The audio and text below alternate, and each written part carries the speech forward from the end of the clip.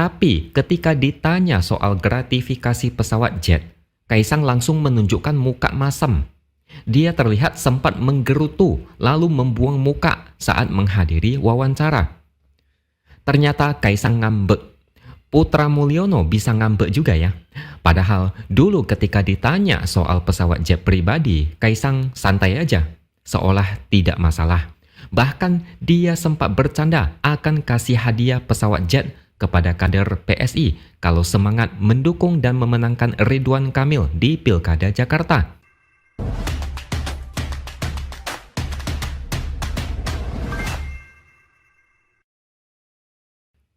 Halo, bertemu lagi dengan saya, X Hardy di Opini Seaworld. Kalau ada yang bertanya, gimana nasib kasus dugaan gratifikasi pesawat jet yang menyeret nama Kaisang? Silakan tanya langsung kepada KPK. Tapi tolong jangan terlalu berharap, karena KPK baru saja membuat pernyataan yang terdengar menggelikan.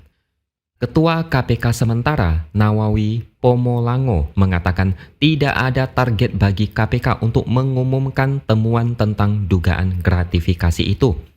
Pokoknya tidak ada target kapan diselesaikan. KPK sampai saat ini juga belum ada temuan final terkait kasus itu. Artinya kasusnya ngambang, atau mungkin sengaja dibiarkan ngambang supaya masyarakat lupa dan kasusnya menguap dengan sendirinya. Sampai kapanpun kasus ini akan selalu menghantui kehidupan sehari-hari Kaisang. Namanya juga manusia, pasti ada batas kesabaran.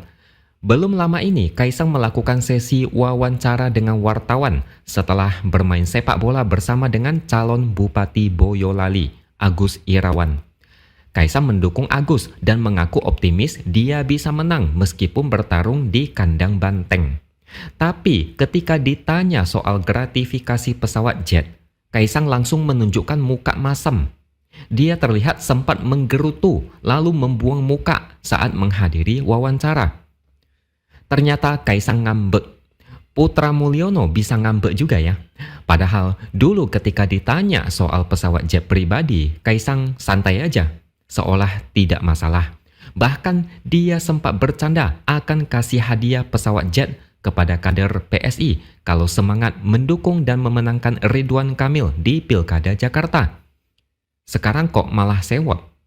Kira-kira Kaisang sedang ada masalah apa sehingga emosi ketika disenggol soal pesawat jet? Dulu malah nantangin, dibikin candaan, sekarang kayak tidak senang kalau ditanya soal itu. Ini adalah bukti Kaisang mentalnya tidak cukup kuat saat ditekan. Masih emosian, masih labil. Untung saja dia tidak ikut pilkada. Bayangkan kalau dia ikut pilkada dan misalkan dia menang pula. Mau jadi apa wilayah yang dia pimpin? Ditanya dikit mukanya masem. Dipojokkan sedikit aja langsung menggerutu dan kabur.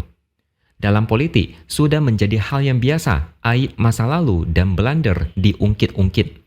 Kalau tidak kuat dengan tekanan itu, disarankan untuk mundur saja dari politik. Giliran dia menantang, cuma berani satu arah, sok keras. Tapi ketika ditantang balik malah enggak terima dan menjadi lembek. Sikap begini tidak layak dicontoh, karena ini adalah tanda tidak siap untuk dikritik. Politikus atau pejabat yang tidak suka dikritik sebaiknya mundur saja. Atau setidaknya, belajarlah dulu sama Anies. Gimana caranya tetap santai, meskipun dihajar kritikan bertubi-tubi. Atau ikut kursus bersama Anies. Gimana caranya tebal muka dan tidak malu saat dinyinyirin. Inilah akibat terlalu dipaksa menjadi ketua umum, padahal mental dan emosi masih belum matang. Mentalnya kadang masih kekanak-kanakan, masih belum stabil, tapi dipaksa mengemban tanggung jawab yang luar biasa besar. Kalian mungkin masih ingat dengan SBY yang seringkali dituduh baperan. Dikritik sedikit, langsung curhat di medsos. Diejek sedikit, langsung prihatin dan bikin cuitan lucu. Sudah tua tapi masih baperan. Begitu juga dengan anaknya, AHY, yang katanya juga 11-12. Tapi ternyata ada yang lebih parah, yaitu Putra Mulyono. Setelah dipikir-pikir, masih mendingan AHY daripada Kaisang. Untuk urusan menghadapi kritikan, Anies masih lebih mending. Meskipun suka kabur dan ngumpet, Tapi setahu saya, dia tidak pernah bermuka masam dan menggerutu. Sikap Kaisang ini adalah rapor merah yang bakal merusak jalan politiknya di masa depan. Disenggol sedikit langsung emosi. Tidak boleh dikritik, tapi dia boleh bebas mengkritik. Kalau tidak tahan digas, jangan coba-coba menggas orang lain seolah sudah merasa hebat. Mentang-mentang anak presiden, mungkin dia merasa di atas angin, merasa sebagai kelompok elit yang mana rakyat tidak berani memojokkan dia. Ada satu hal yang lucu, Kaisang memberikan instruksi kepada kader-kader PSI agar tegak lurus ke Prabowo. Dulu PSI tegak lurus ke Jokowi, sekarang PSI mau tegak lurus ke Prabowo. Mungkin ini terdengar agak munafik. Dulu PSI paling keras menentang Prabowo saat menjadi rival Jokowi di Pilpres sebelumnya.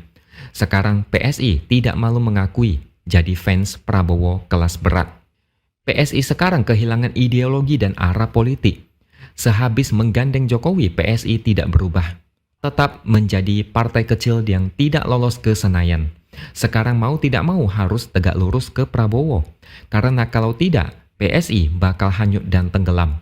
Ibarat PSI memelas agar bisa nebeng kepada Prabowo sebagai penguasa berikutnya. PSI harus tetap terapung meskipun harus menggadaikan harga diri dengan mengaku tegak lurus kepada Prabowo. Tidak ada rasa malu lagi. Saya bisa memaklumi langkah yang diambil Kaisang ini. Dia sedang terseret kasus gratifikasi. Kalau menurut banyak orang, seandainya Kaisang bukan anak presiden, kemungkinan besar dia akan diproses dan KPK tidak akan segan-segan mengusut dengan cepat. Bisa jadi Kaisang harus dekat-dekat dengan penguasa. Kalau tidak, bisa saja gratifikasi ini akan diusut dan membuat Kaisang dalam posisi yang tidak aman. Tapi tidak apa-apa. Justru saya melihat kehadiran Kaisang sebagai ketua umum malah membuat PSI makin tenggelam. Ketua umum, tapi cara Kaisang bersikap, bertutur kata, dan bertindak sangat tidak profesional dan tidak layak dijadikan pemimpin. Mungkin bagi PSI, jabatan partai politik itu seperti mainan dan tidak masalah kalaupun diduduki oleh anak kecil. Sebuah perusahaan bisa maju dan berkembang jika CEO-nya hebat dan kompeten. Kalau CEO-nya kelas teri, cepat atau lambat, perusahaan akan tenggelam.